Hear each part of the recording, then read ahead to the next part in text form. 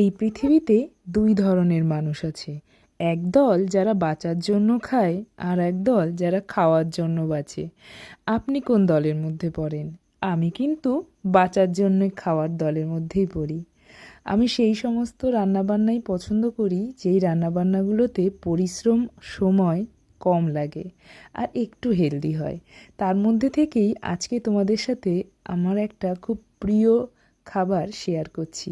এটা এমন কিছু নয়, এটা একটা সুজি ডিমের অমলেট, যেটা অনেকের ঘরেই হয়ে থাকে।